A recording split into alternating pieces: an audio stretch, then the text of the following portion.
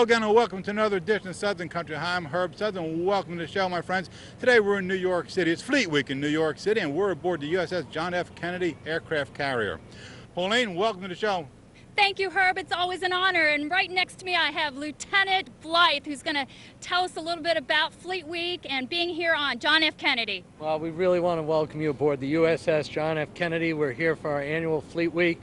We've been doing this for 18 years. We come here to thank the people of the tri-state area, thank the people of the United States for their support. We bring our ships in, invite the public, and just really celebrate a week of our armed forces. What made you come to New York City for Fleet Week? Well, we come here every year because we're the greatest Navy in the world, and we come to the greatest city in the world. Can't disagree with you.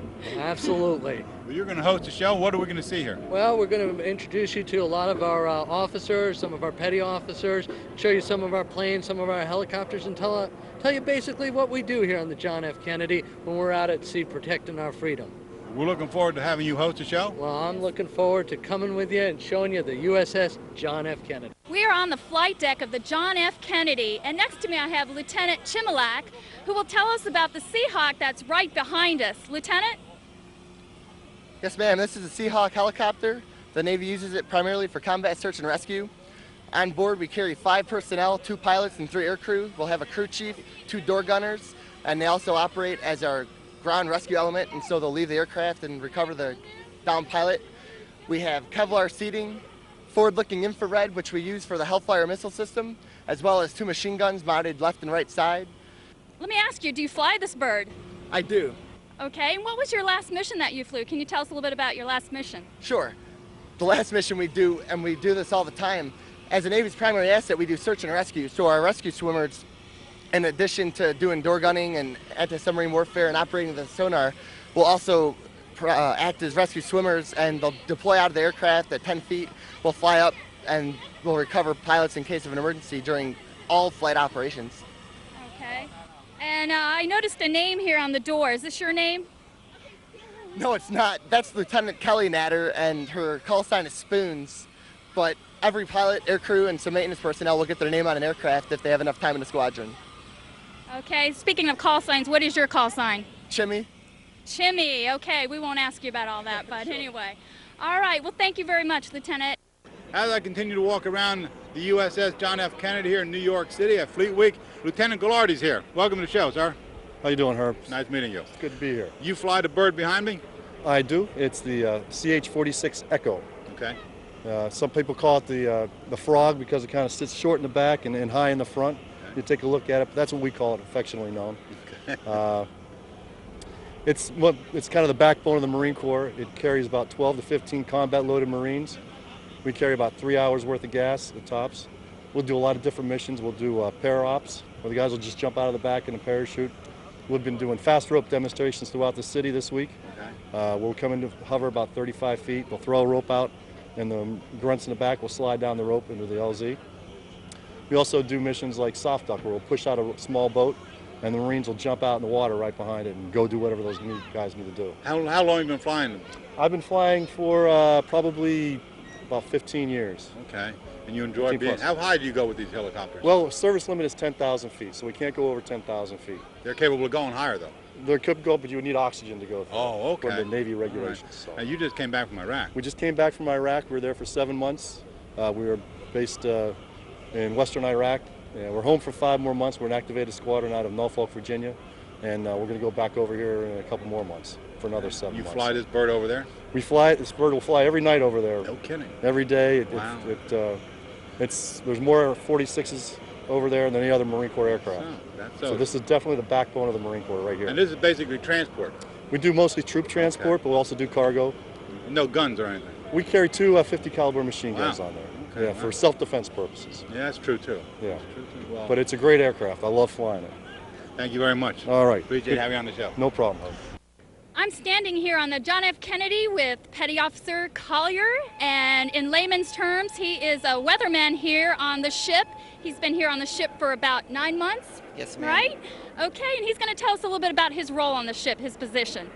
Well, my job is to inform the captain of our ship to where the good weather conditions are going to be so that we can do our flight operations to launch our aircraft safely and get them into combat so we can protect our soldiers on the front lines.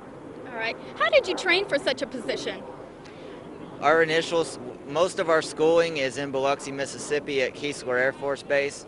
We go there for what's called A school, which is where we learn the basics to weather, and then they send us out to the fleet, and then we go back to Biloxi, Mississippi for C school, which is forecasting school, to which I just completed that in June of last year. So I've been doing forecasting for almost a year now. Okay, sounds great. Well, thank you for sharing the information with us. As we continue our walk around the USS John F. Kennedy here in New York and Fleetweek, Lieutenant Garcia is with me. How you doing? I'm doing great. Nice to meet you, sir. Same here. Talk to me about the plane behind us and tell us a little bit what you do as far as what you were telling me off camera. Okay, well, I'm a naval aviator. I fly the S-3B Viking. It's a fleet support aircraft. We fly off the John F. Kennedy here, as you know. Just got back off the deployment. And basically our job is to primarily take care of fuel for the wing so we can be self-sufficient. Hornets will go be doing their job in country, doing what they need to do. They'll come back, they'll be pretty low on gas. Oftentimes only get one look at the boat, and it's my job to make sure that they're going to get aboard safely. If they get waved off because the deck's not ready for them, I need to put my jet in position so that they can get fuel right now. Otherwise, they're gone. And they're fuel in the air, in other words? Yeah, aerial refueling. Wow.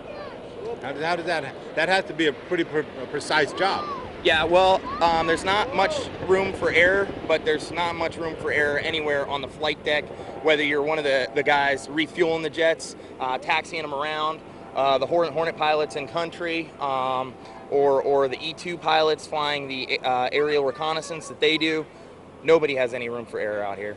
Just quickly before we flip to a video,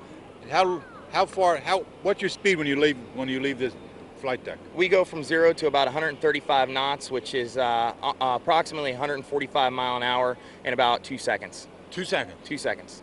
And landing? About 120 knots. And how quick do you have to pull the brakes up on that? Well, we don't put on the brakes when we land. Okay. Right when we hit the deck, we go to military power just in case we miss the wires. That's full power on the jet as we hit the deck. Wow. If we miss the wires, we've got to have the juice. We got to have the get up and go to take off again and come back around to try again. Oh, is that so? Yes, sir. You give you enough room to get up and go and come back, huh? Yes, sir. Mm-hmm. That's interesting. Yep. Well, thank you very much for being on the show. Appreciate Thanks for the it. opportunity, sir. Right, I see a couple of helicopters approaching. Lieutenant Colonel Ghilardi, can you tell us a little bit about the birds approaching? Yeah, they're two CH-46 helicopters, the Marine helicopters. They've been going out throughout the city doing fast rope demonstrations. Fast roping is where they'll come into a hover at about 35 feet. They'll kick out a big, thick rope, and the Marines will slide down the back of the rope with some gloves on so they don't burn their hands. It's a mission we actually do in combat, and we're demonstrating it here throughout different parts of the city here during Fleet Week. Wow, that sounds like a lot of fun, and I'm sure that the people are enjoying the show. As we wrap up this session, I just have a couple of questions for you. One, how do you like my shirt? And two, what are you doing later? I love your shirt, and we can talk about that when the camera stops rolling. Well, my friends, we're wrapping up this edition of Southern Country in New York City on the USS John F. Kennedy. It's Fleet Week, my friends, and we're happy to be here. Pauline, thanks for being on the show. Herb, it's always a pleasure.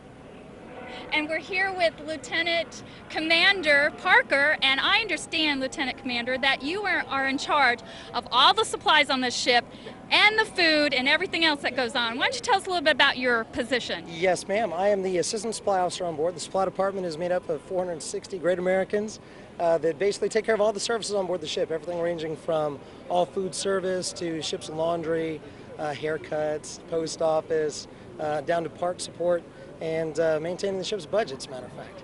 So we've got a great team that does all that, and we're glad to be here in New York City for Fleet Week. It's a great place. Commander Parker, how many people are on board this ship at one time when it's out in the water? While we're operational, about 5,000, just over 5,000 between the ship's company, the air wing, and then embarked staffs. Well, there's a lot of folks on this.